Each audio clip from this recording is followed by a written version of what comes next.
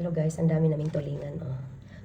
Ano tayo, i-try ko magluto ng sinaing na tulingan. Oh, let's see. Katatapos lang natin mag-ibbi, so magluto naman tayo.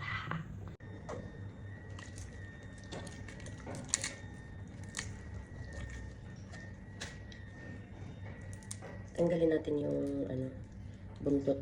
Yan, ito. Tapos hiwain natin pa gitna.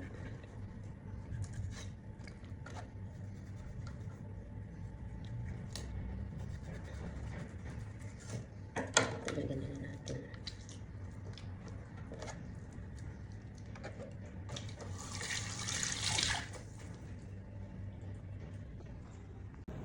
Ito na siya guys, ready na siya.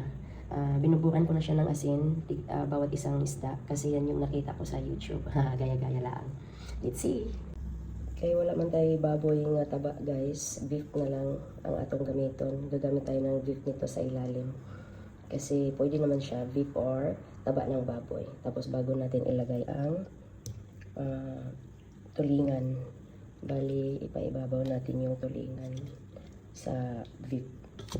Ganun ang mangyayari. Ito yung sinaing na tulingan. Ganito siya. Tapos pagkatapos nito, lagyan natin ng suka. Lagyan natin ng suka at saka tubig. And yun lang. Ito na siya guys. Nilagyan na natin ng ready to cook na siya. Suka, water at saka olive oil.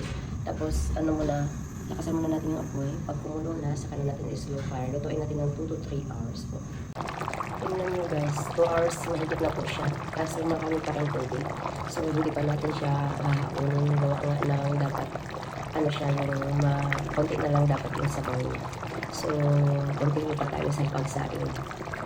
Let's see. Ito na siya guys, luto na. Nakalimutan ko lang i-video kanina, nagmamadali kasi ako. Kaya ito na yung finished product ng pinatuyo ko talaga siya. Ang natira dyan is yung olive oil na lang. Talagang pinatuyo ko siya sa para hindi, mas gusto ko kasi yung tuyo, ayaw ko nang masabaw. Kaya yan, ito na ang ating sinaing na tulingan. Babush! Impas ang ating rice ngayon sa ating ulam kasi napakasarap pala niya. Ito na guys, ang yummy yummy. Kain tayo.